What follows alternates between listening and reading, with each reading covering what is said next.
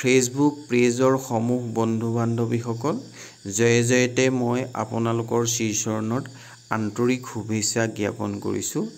আজি মই আপোনালোকৰ শ্ৰীচৰণত এটি শক্তিশালী মন্ত্ৰ পাঠ কৰিম, যি মন্ত্ৰৰ দ্বাৰা মানুহৰ সৰ্ব শক্তি উৎপন্ন হয়, সৰ্ব সমস্যা দূৰীকৰণ হয়, গ্ৰহ গতি সন্তুষ্ট হয়, আদিত্যাদি পঞ্চদেৱতা, আদিত্যাদি নৱগ্ৰহ, ইন্দ্ৰ আদি দশদিকপাল আৰু শ্ৰী বিষ্ণু সন্তুষ্ট হয়।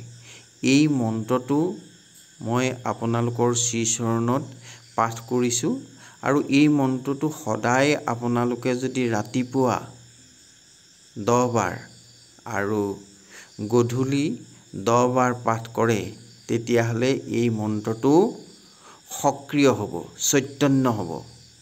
আৰু বিশেষকৈ এই মন্ত্ৰ চৈতন্য কৰিবলৈ গ'লে প্ৰথমতে পাঠ কৰাটো অতিকৈ আৱশ্যক হয় আৰু মন্ত্ৰটো আপোনালোকে হৃদয়ৰ পৰা হৃদয়ংগম কৰি মুখত ব্যক্ত কৰিব লাগিব।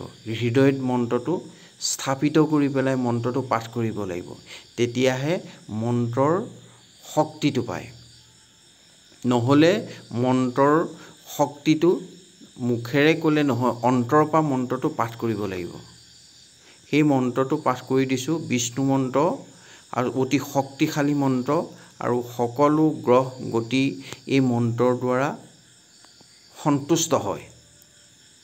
যাৰ 7.5 শনি গণ্ডগোল চলি আছে, যাৰ ৰাহুৰ প্ৰভাৱ চলি আছে, বিশেষকৈ এতিয়া বৰ্তমান বিশেষকৈ মীন ৰাশি, মেষ ৰাশি আৰু বৰ্তমান তুলা ৰাশি, এইকেইটা ৰাশিয়ে এই মন্ত্ৰটো পাঠ কৰিব পাৰিলে অতিকৈ ভাল। কাৰণ মীন ৰাশি বৰ্তমান 7.5 শনি চলি আছে, 7.5 চলি আছে আৰু মেষ ৰাশিও বৰ্তমান 7.5 চলি আছে। তেওঁলোকৰ কাৰণে এই সমস্যা দূৰীকৰণৰ কাৰণে এই মন্ত্ৰটো অতি শক্তিশালী মন্ত্ৰ। এই শক্তিশালী মন্ত্ৰটো আপোনালোকে যদি পাঠ কৰে নিশ্চয় ইয়াৰ ফল পাব। প্ৰথমতে মন্ত্ৰটো এবাৰ আপোনালোকৰ শ্ৰীচৰণত অৱগত কৰিছোঁ।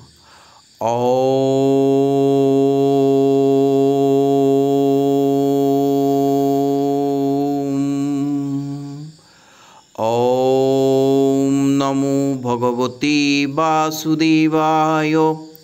ওম নমো ভগৱতী বাসুদেৱায়। ওম নমো ভগৱতী বাসুদেৱায়। এই মন্ত্ৰটো 108 বাৰ পাঠ কৰিব পাৰে।